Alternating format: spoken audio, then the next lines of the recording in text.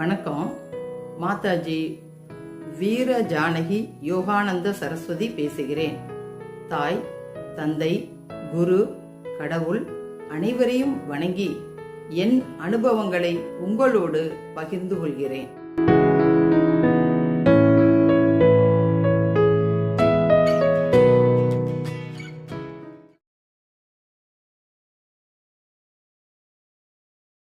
யோகாசனம் பற்றி இப்பொழுது பார்க்கலாம்.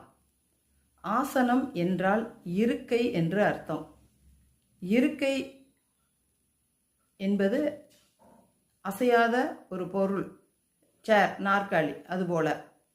அப்பொழுது ஆசனம் என்று பார்க்கும்போது நாம் ஒரு நிலையில் அசையாமல் ஆடாமல் இருத்தல், அதில் உடல் மனம் இரண்டும் இணையும் போது அதை யோகாசனம் என்று சொல்கிறோம். யோக ஆசனம் அஷ்டாங்க யோகத்தில் 3வது நிலை. இயமம், நியமம், ஆசனம், பிராணாயாமம், பிரத்யாகாரம், தாரண, தியானம், சமாதி, 8 நிலை. இதில் 3வது நிலைதான் ஆசனம், யோகாசனம். இப்பொழுது யோகாசனம் பற்றி பார்க்கலாம். யோகாசனத்தை ஏன் செய்ய வேண்டும், எதற்கு செய்ய வேண்டும், எப்பொழுது செய்ய வேண்டும், எப்படி செய்ய வேண்டும்? ஏன் செய்ய வேண்டும் என்றால், நம் வாழ்க்கையில் பழைய காலங்களில், நாம் வாழும் காலங்களில் உடல் அசைவுக்கான வேலைகள் இருந்தன. கிரைண்டர், மிக்சி இல்லை. தினமும் மார்க்கெட் செல்ல வேண்டும், தண்ணீர் இறைக்க வேண்டும், தண்ணீர் குடம் தூக்க வேண்டும். இப்படி நம் உடலுக்கு தேவையான அனைத்து வேலைகளும் இருந்தன. இப்பொழுதும் வேலைகள் இருக்கின்றன. காலையிலிருந்து இரவு வரை வேலை இருக்கிறது.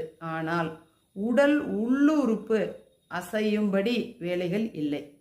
அதனால் யோகாசனம் நமக்கு தேவைப்படுகிறது. எதற்கு செய்ய வேண்டும் என்றால், உடல் மனம் இரண்டும் ஆரோக்கியமாக இருப்பதற்காக யோகாசனம் செய்ய வேண்டும். எப்பொழுது செய்ய வேண்டும் என்றால், விடியற்காலை 3 மணியிலிருந்து இரவு 7 மணி வரை செய்யலாம். வெறும் வயிற்றில் செய்ய வேண்டும். காலையில் எழுந்தவுடன் காலை கடன்களை முடித்துவிட்டு செய்ய வேண்டும். 1 டம்ளர் தண்ணீர் குடிக்கலாம். நீங்கள் குளித்துவிட்டு செய்வதாக இருந்தால் குளித்த உடனே செய்யலாம். யோகாசனம் செய்த பிறகு குளிக்க வேண்டும் என்றால் 1 மணி நேரம் விட்டால் நல்லது. இல்லாவிட்டால் அரை மணி நேரமாவது இடைவெளி வேண்டும். உணவு சாப்பிடுவதற்கும் யோகாசனம் செய்த பிறகு அரை மணி நேரமாவது இடைவெளி வேண்டும். யோகாசனம் காலையில் வெறும் வயிற்றில் என்றால் காஃபி குடிப்பதற்கு முன்பு செய்யலாம். ஒரு சிலருக்கு எழுந்த உடனே காஃபி குடிக்கும் பழக்கம் இருக்கும். அப்படி உள்ளவர்கள் காஃபி குடித்துவிட்டு 2 மணி நேரத்திற்கு பிறகு செய்யலாம். காலை டிஃபனுக்கு முன் செய்வதாக இருந்தால் யோகா செய்துவிட்டு அரை மணி நேரம் கழித்து காலை டிஃபன் சாப்பிடலாம்.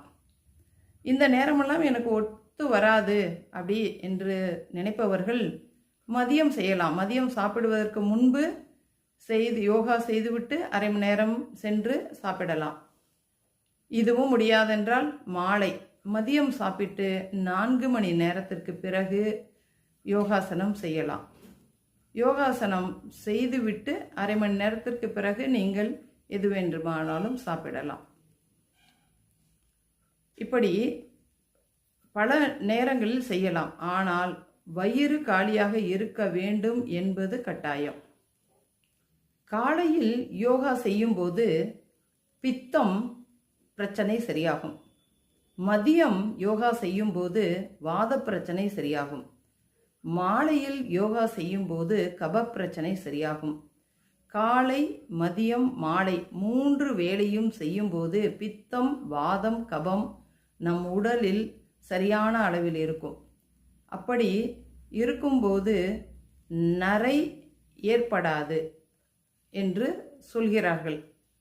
நான் யோகா செய்து கொண்டிருக்கும் போது எனக்கு ஒரு நரைமுடி கூட வந்ததில்லை. சில காரணங்களால் அர்த்த சிரசாசனத்தை செய்ய முடியவில்லை. அதை நிறுத்திய பிறகுதான் எனக்கு நரை ஏற்பட்டது. எப்படி செய்ய வேண்டும் என்றால், இப்பொழுது ஒவ்வொரு பயிற்சியாக பார்க்கலாம். முதலில் பிரார்த்தனையோடு தொடங்க வேண்டும். அடுத்து சாந்தியாசனம் போட வேண்டும். சாந்தியாசனம் என்பதை பலர் சவாசனம் என்று சொல்வார்கள். சவம் என்றாலும் பிணம்தான். அதனால் எனக்கு சவாசனம் என்று சொல்ல பிடிக்கவில்லை. சாந்தியாசனம் என்றே நான் சொல்வேன். சாந்தியாசனம் போட்ட பிறகு அடுத்தது உடனே ஆசனம் செய்யக்கூடாது. உடல் ஜாயிண்ட், மூட்டுக்களில் கழிவுகள், வாயுக்கள் இருக்கும்.